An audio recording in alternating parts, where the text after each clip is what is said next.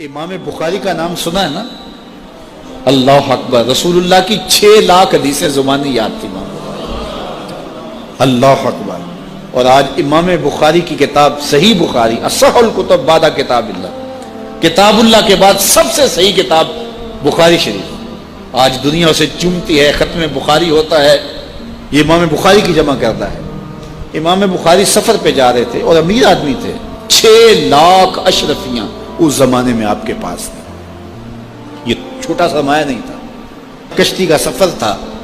کسی شخص نے دیکھا کہ ان کے پاس 6 لاکھ اشرفیاں ہیں، اس نے سوچا عالمانہ وضع قطع ہے، پگڑی ہے، جبہ ہے، تو یہ اتنی اشرفیاں تو کسی تاجر کے پاس ہونی چاہیے، تو یہ ایک عالم کے پاس اتنی اشرفیاں ہیں۔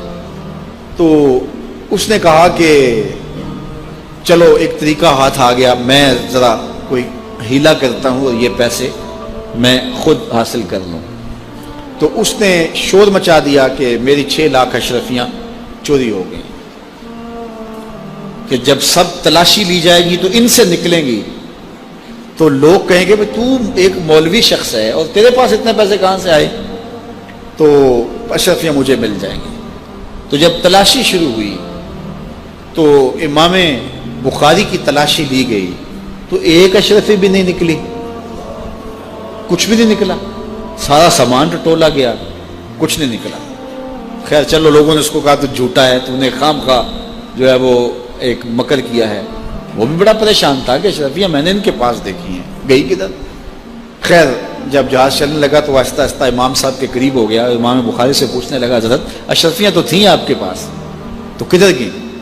فرمایا جب تم نے الزام لگایا نا، اور مجھے پتہ ہے کہ تم نے الزام کیوں لگایا ہے، میری وجہ دیکھ کے تم نے میرے سے ہتھیانا چاہا تھا، تو میں نے چپکے سے وہ اشرفیاں سمندر میں پھینک دی تھی۔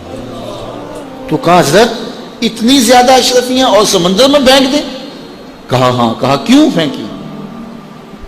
تو حضرت امام بخاری فرمانے لگے کہ اگرچہ وہ اشرفیاں میری تھیں، میری ملک تھی، اور تو نے اگرچہ یہ شور کیا تھا لیکن ایسے مجھ سے لے بھی نہیں سکتا تھا، لیکن ہو سکتا تھا کہ کوئی ایسا فیصلہ ہو جاتا اور اشرفیاں مجھے تجھے دینا پڑتی، یا کوئی آدھی آدھی کر لیتے یا کچھ ہوتا، تو اب میری وضع عالمانہ ہے اور میرے اوپر لگ جاتا الزام چوری کا، اگرچہ میں چور نہیں ہوں لیکن لگتا تو الزام، قیامت تک لوگ میری حدیثیں قبول نہ کرتے کہ اس پہ تو چوری کا الزام ہے۔ تو کہا میں نے اپنے کام کو محفوظ کرنے کے لیے اشرفیاں قربان کر دیں، اتنی اشرفیاں صرف اپنے کردار کو بچانے کے لیے، اور ہم ٹگے کے لیے، چائے کی پیالی کے لیے دین بیچ دیتے ہیں، اور پھر کہتے ہیں آج علماء کی قدر کیوں نہیں ہے؟ میاں قدر ہم نے خود بیچی ہے، ایک ہی چیز ہے، یا پیسے لے لیں گے یا قدر لے لیں گے۔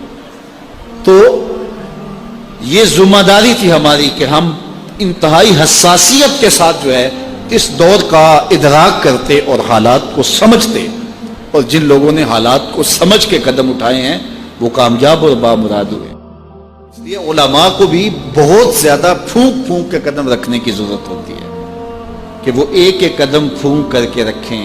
اعلیٰ حضرت نے کتنی خوبصورت بات کی تھی اپنے زمانے میں، آپ نے علماء کو جو نصیحتیں کی اس میں ایک نصیحت کی، آپ نے کہا علماء لوگ تمہیں دیکھ کے دین کے قریب ہوتے ہیں اور تمہیں دیکھ کے دور بھی ہو جاتے ہیں۔